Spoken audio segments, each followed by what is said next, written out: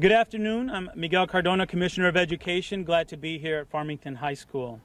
These last couple months have shaken what we have valued in education for decades. And as if the pandemic of COVID was not enough, we are now sharpening our swords to battle the pandemic of racism and division. Our efforts to improve equity and access to education that celebrates differences are more important than ever. We are fighting COVID and we are fighting racism. Both are hard to see at times, but their effects can last a lifetime and be deadly. We will defeat both. While it can fill you with despair, I know we have educators that have always risen to the challenge in Connecticut. This will be no different. Things will continue to be different for a little while, creating major inconveniences and frustration. But we'll get through this. When times are tough, you need to look for silver linings or sources of inspiration to get you through. In Connecticut, there's no shortage of inspiration. From the early child care teachers that supported first responders and healthcare workers' children, the teachers working with students remotely, to the districts that are trying to connect with students where it is most difficult to reach. From the wonderful donations of books, computers, Lego, to the stories of students like Giselle Negret Campos from Platt High School in Meriden, who earned a $20,000 scholarship and will be going to get her teaching degree, the first in her family to go to college. Or a young man I was fortunate to meet just a little while ago, Brandon Demkowitz, who's standing here behind me. Let's give Brandon a round of applause. Not only is he the valedictorian of Farmington High School, he's going to go on to study medicine. He was one of 3 presidential scholars in the state of Connecticut. He's going to study medicine because he too is a survivor of cancer. That deserves another round of applause.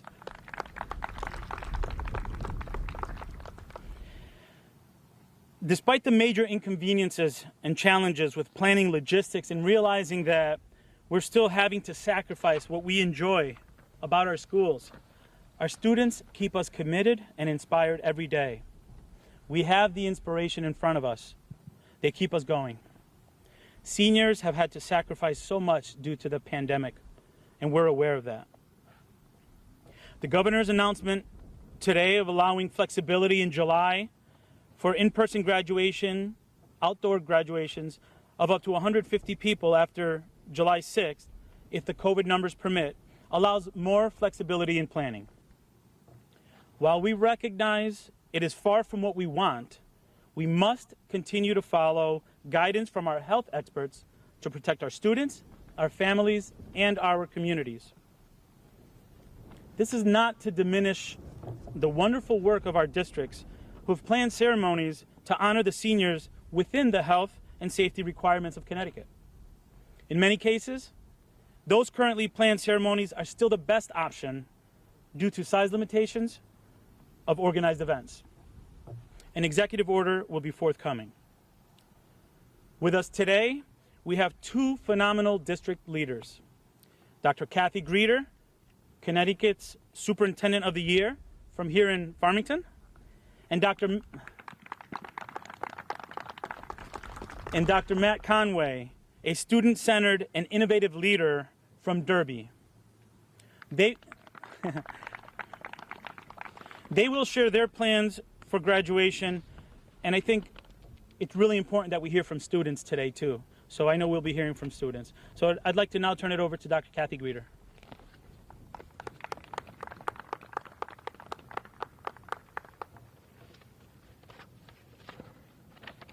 Well, I want to begin by welcoming you to Farmington High School, where we are one school, one community, one us. Our board chair, Ellen Sayuda, and other board members are here, along with our high school principal, Dr. Hurwitz. We are a really collaborative community here in Farmington, and that has been the case as we've planned graduation. First and foremost, I do want to begin by just saying a message to all of the members of the class of 2020 throughout Connecticut. You have served as leaders of your school district over the course of this year, but especially during the time of school closure when we needed you the most. Your resiliency and positive spirit have been an inspiration to all of us, and we can't wait to celebrate your accomplishments at the upcoming graduations. Our community has come together to be part of making this time very special for the class of 2020, from lawn signs to the signs that you saw when you were driving up to Farmington High of each of our graduates, lighting up the F Hill that we have, a very symbolic place here in Farmington, and our football field with 2020. Virtual scholarship meetings and donations from community members, families, and Project Graduation, all to make the graduation special. Police, fire, and Farmington Health District working hand in hand with us, and our Board of Education and Town Council with their unwavering support. We reviewed several innovative solutions that would honor our graduating seniors while complying with the public health guidelines and Governor Lamont's executive orders. One of our guiding principles was to make graduation an event that truly honors the spirit and legacy of the class of 2020, and the other was to ensure the health and safety of all members and participants. So here are some details of Farmington's graduation. Based on the current health guidance, graduation will require all students and families to remain in their vehicles throughout the ceremony. At this time, graduation will be held at the Farmington Polo Grounds, and we thank the Polo Grounds for their partnership. This plan has been approved by Farmington Valley Health District and Farmington Police Department. All graduates will be allowed one passenger vehicle, and if someone needs a vehicle, we are providing transportation. The event is private and thus only open to graduates and their families who can safely fit into one car. There will be access to a large viewing screen so everyone can see all elements of graduation, radio transmission, and a live stream video. All students and families will park in a designated spot, just like they would have a designated graduation seat. We have worked with the health district on social distancing throughout the ceremony, and all participants will wear masks and gloves. There will be live speeches, just like we do for every graduation, from myself, our principal, our board chair, our selected teacher, and student speakers. Class advisors will call the name of each graduate, and that vehicle will be directed to receive their diploma. We remain hopeful that the conditions will allow us to move forward with not only this plan, but adapt based on guidance from public health and safety experts. We also have a few surprises planned for that day. The health and safety of our students and community is our primary focus, as it is in every school district, and that continues to guide our decisions. We will plan to adapt to the public health guidance and adjust as needed. We do have a graduation website with all the details of graduation. We worked with our students. We met with our students every week, and I know that this is similar to what other superintendents and school districts have done throughout Connecticut. It was a real community effort with our partners within our community and our students and our amazing principal, Dr. Hurwitz, all working together to make this graduation very special. Our students have sacrificed a lot, and so we need to come together for them and make this, just an outstanding celebration of their accomplishments. Thank you.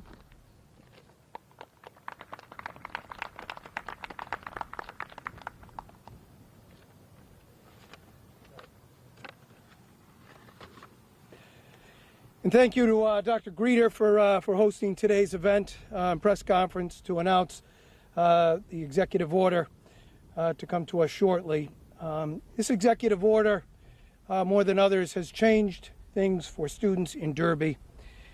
And while Kathy touched on what all seniors have gone through this process, the transition to distance learning, the social isolation that they have endured, the challenge of greater independence, and as they struggle through assignments, knowing that they must and will continue to do their absolute best. we saw them demonstrate something that we can learn from. We saw them demonstrate throughout this process grit. And I say that very strongly because not every class is going to have to endure what these seniors have, and I think we owe it to them to deliver on as great of a graduation ceremony as possible that can best resemble what they've dreamed about since kindergarten. In Derby, this decision that'll come out in executive order shortly greatly impacts our class of 74. Allowing up to 150 at the ceremony allows our graduates to be on the field together, the field they have dreamed about being on together since kindergarten. A long history in Derby of graduation on the football field, as many schools across this country. This was a game changer for our students. With this news, we will be able to begin the planning for graduation on the field, and with that planning, consider the most important people in our graduates' lives, their parents, and how we can make this impactful for them as well. Thank you for the opportunity to share. Thank you to the Commissioner for his advocacy and to the Governor for the executive order increasing this, at least for our graduates, to the 150. Thank you.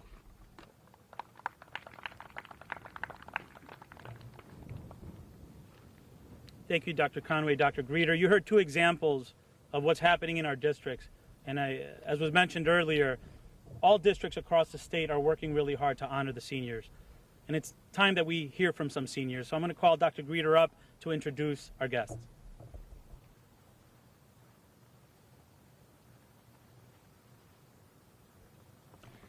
So I'm just so proud to introduce Brandon Demkowitz. He's the class of 2020 valedictorian for Farmington High School, and he is also U.S. Presidential Scholar recipient. He is an extraordinary young man. The grit and determination that Brandon has exhibited in his time at FHS is amazing. He has proven to be extraordinary. Most impressively is his ability to stay humble. Even with all of his successes and achievements, as talented and special as he is, he has always remained level-headed and grounded. Brandon is an exemplar of what it means to lead by example. It's comforting to know that Brandon plans to take his genuine and caring personality, coupled with his incredible work ethic, resiliency, and intelligence, to the college level, where he will pursue a career in medicine, and I know he will make a significant impact on this world. Brandon.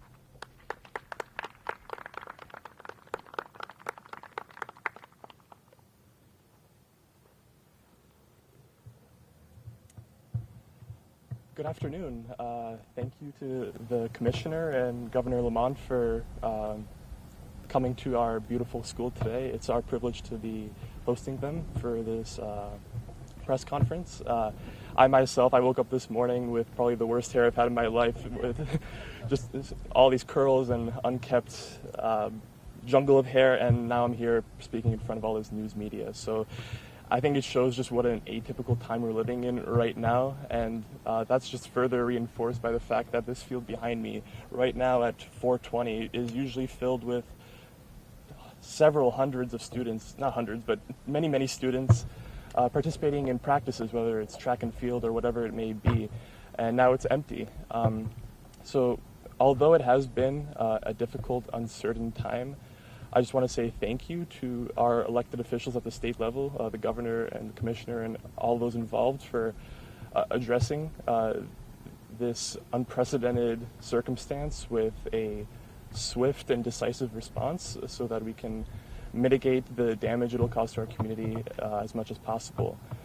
Though I think the governor will agree that the strength of our response could only be possible with the strong support of these local communities like we have here in Farmington at the grassroots level, just kind of staying together and pushing through these difficult times. I'm especially proud of my own community here at Farmington High School. Just the students who have been able to maintain a positive spirit throughout this all, despite missing on some of their what would be some of their fondest moments in high school at the end of senior year. But they've managed to stay more connected than ever, I think, whether it be through FaceTime calls or meeting in parking lots socially distanced, or even staying politically and socially active, kind of raising awareness for the unrest unraveling in Minneapolis at this time. It just shows what an amazing, strong, tight community we have, and how no matter what is going on, they'll always stay together to try and make a positive difference in this world. Though, of course, that togetherness and unity is only reinforced by the amazing leadership we have in the school, not just our administration here at Farmington Public Schools, but also our student leadership. People like my good friend and class president, Tia Goal, who have been working tirelessly to provide us all of the traditions that make senior year special, whether it be making graduation an event that we will remember fondly, continuing various traditions like Spirit Days online, digitally. I just want to say a big thank you to all those student leaders and our administration for helping guide us through this difficult time. So with that being said, it is my pleasure to introduce the next speaker. Thank you.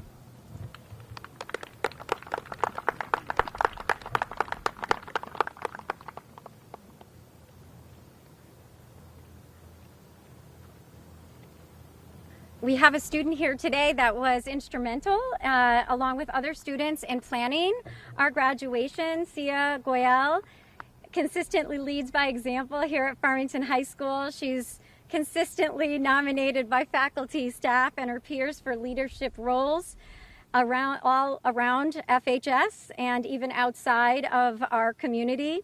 She's described as kind, hardworking, charismatic, and humble. She leads a lot of our work during Social Justice Week, and she is class president. And I know whenever Sia speaks, I feel overwhelming inspiration and hope. So Sia, come on up.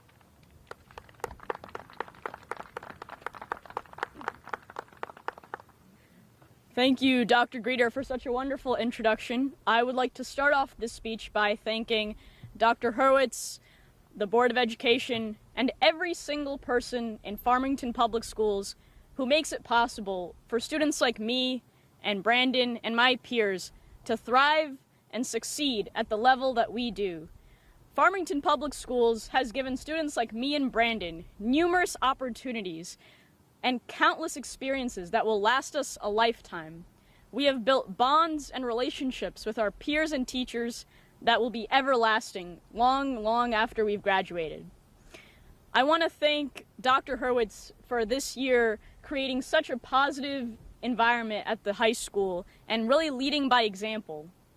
Every single thing we've done this year in the 2019-2020 school year has had the theme of positivity and leading by example.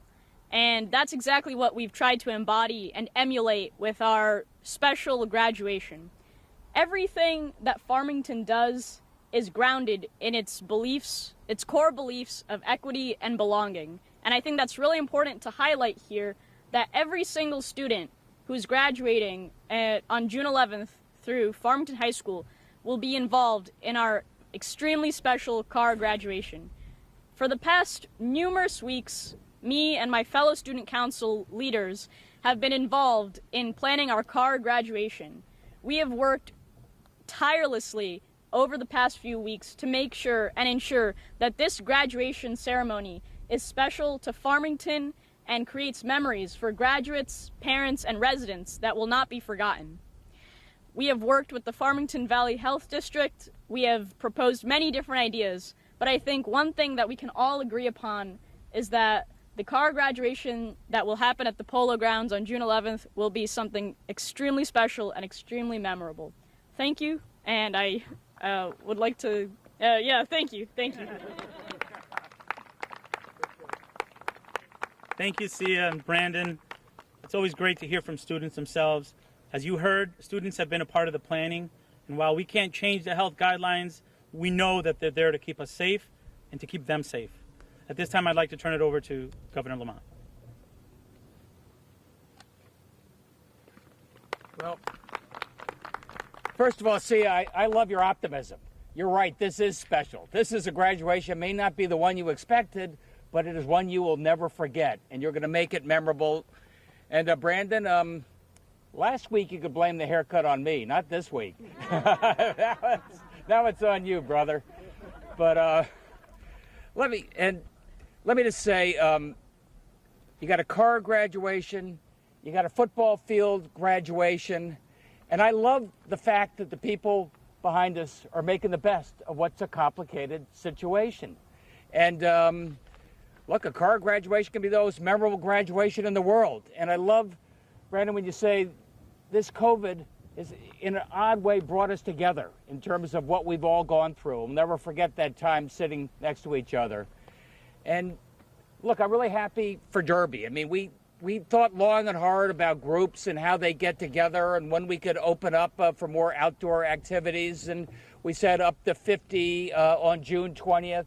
And we said up to 150 on July 6th. And that means that Derby can enjoy a graduation on your field, which I take it you've been doing for generations. And you got to be careful. You got to socially distance, you guys. Don't forget that over here. But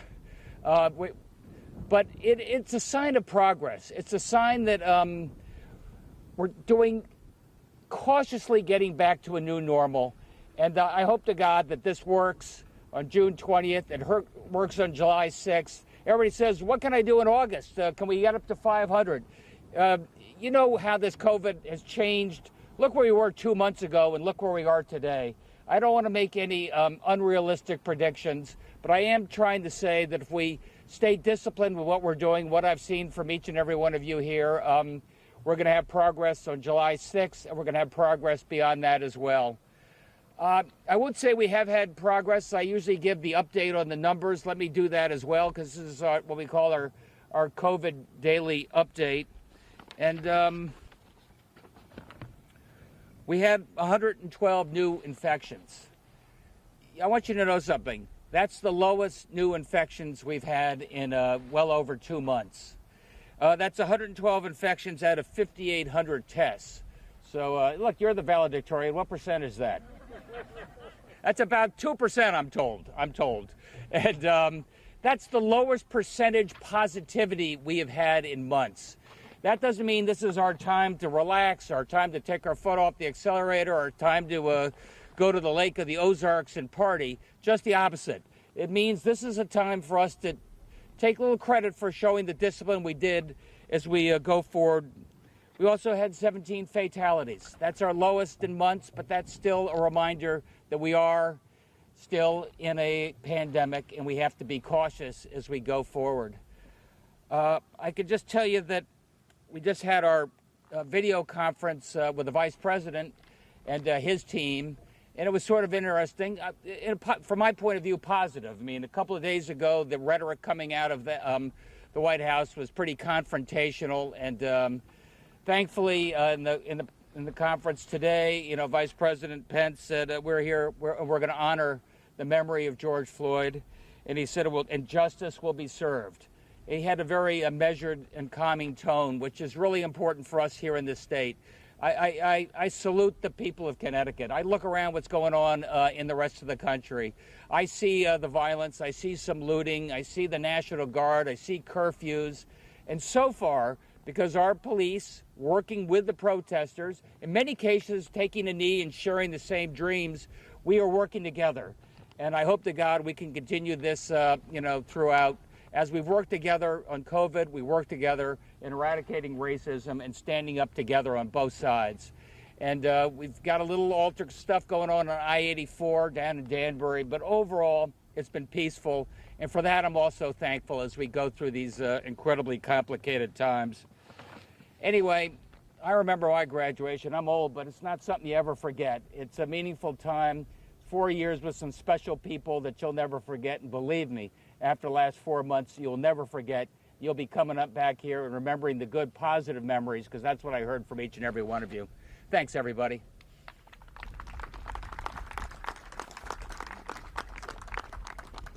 So will this, on July 6th, will this order apply to just high school graduations, or will you be raising the limit for all social and recreational gatherings to 150 people? My instinct, Paul, is that we got 150 for graduations. It's a select group. You know who's coming in. You know who your neighbor is. You can socially distance. But we're going to think long and hard about what we can do for sort of smaller concerts and other outdoor events. And I think we'll be able to get there on July 6th as well. But let me talk to our healthcare committee one more time. Governor, is that outdoor graduations? Yes, outdoor graduations. As you know, the difference between outdoor and indoor is dramatic in terms of the infection rate. And what about districts who have more than 150? Farmington has 300. What we have said is we've got it capped at 150, but if you spread it out, you can do 2 or 3, 150 person graduations. You can phase that in if that is a place you want to go. Look, there's nothing wrong with a Zoom graduation. There's nothing wrong with a drive-in graduation as well, and that's the safest. But we're trying to give people some flexibility and let them plan a month out. Do you have any response to the Restaurant Association who sent out a letter earlier today asking that they do indoor dining starting next Wednesday? Everybody wants to get going yesterday. I appreciate that. We're one of the first states in the region, as you know, to do outdoor dining, and I went out for dinner. I thought it was pretty nice. I'm going to be a little cautious in terms of what the next round is. As you know, right now it's planned for June 20th. Maybe we can accelerate that a little bit. But it is close quarters. It means taking off the mask. We want to be cautious there. Governor, there's an executive order today to allow for graduation. Is there going to be an executive order to extend services to special ed students who are aging out? Let me get back to you on that, Christine. Okay. I mean, do we have any sort of, the education commissioners here, do we have any sort of... Take that. Thanks, Miguel.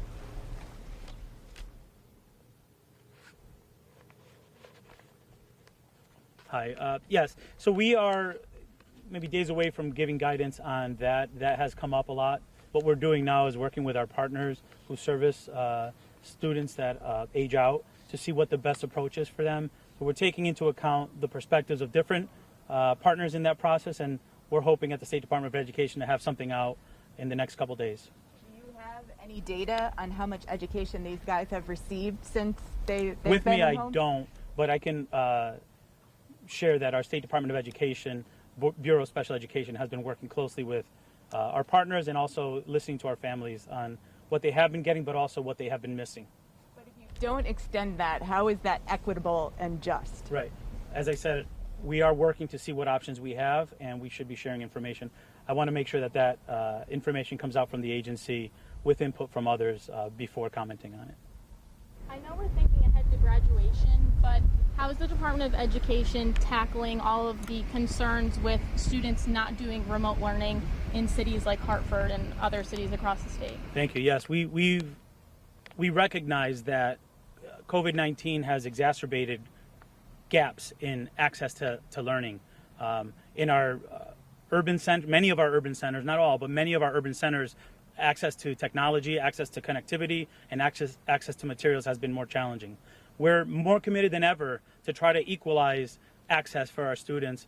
And what we're doing at the agency to do that is focusing our efforts on getting devices, focusing our efforts on trying to get connectivity, but also trying to create a platform where districts are not trying to recreate the wheel with regard to access to good quality curriculum. Our State Department of Education is going to try to make it so that when we get back to learning in the fall, there are greater resources that districts can use to address that lack of access for many. Are there any updates on if the state is going to decide whether to do full remote learning, half remote learning, or anything in the fall? We are still working on developing a plan for Connecticut. We're listening to families, we're listening to principals, teachers, students to make that decision, and working with the governor's team to try to have a plan ready within the next couple of weeks of what fall could look like. And keeping in mind that the best laid out plans are going to be determined mostly on how the COVID numbers are and whether or not it's safe to return to school. But we are planning actively to for a fall opening. As far as how much remote learning these children have gotten? So it varies by districts. We do have surveys out there trying to indicate. We have some districts with over 95% connection rate daily. I'm hearing in other districts we're still with hundreds of students that haven't connected regularly. So we are focusing in those districts. We have weekly meetings with districts that are struggling to have students connect, so we can try to provide support and share best ideas, because what might be working in one district could help another district reach those students. What was your question? Can you share what some of those options are that you are looking for the fall right now? Well, we've been looking at what other countries are doing, what other states are doing, and while that's important to look at, we have to keep in mind our context in Connecticut. And there are several options out there that are being discussed, options such as AM and PM, week on, week off, or focusing on getting younger age students in first, and focusing distance learning on the older grades mostly. So we're looking at all different options. At this point, we're not ready to commit to one, but we are looking at this aggressively. On the Farmington, just to clarify, I assume the 150 or whatever counts only the people who are outside. In other words, the people who are in the cars. That's way beyond 150, correct? Correct. The 100. Take me through those numbers. Sure. The 150 is for outdoor in-person graduations, much like the traditional graduations that we know. The drive-up, there is no cap. As long as the safeguards that are expected are held, there is no cap on that, as long as you have the space. And I believe Farmington has a lot of space where they can bring cars in and have everyone spaced out adequately. And Governor, I had a question on the with all these protests, et cetera, people are gathered in relatively tight, all right, whether on I-84 or 95 or whatever. Should the people who are in these protests, obviously not social distance, should they be tested in the city that they have been in, whether it's Danbury today or Hartford, or what should be done to try to prevent the spread of infection? Right? Yeah, I would go to one of those drive-through testing facilities and get yourself tested if you've been in one of these protests. I've been sort of intrigued and interested and happy to see that most of the people there are wearing masks, but they are in pretty close quarters. I joked the other day that they were on I-84 right here in Hartford, and looked like we may have a real problem there. And one of the police took a knee, and one of the protesters took a knee. Then they all locked arms and got up and walked away peacefully. And I said, well, I don't approve of locking arms. That's not socially distancing. But in this environment, I think it really sent a really good message. Hey, thank you, everybody. Appreciate you being here.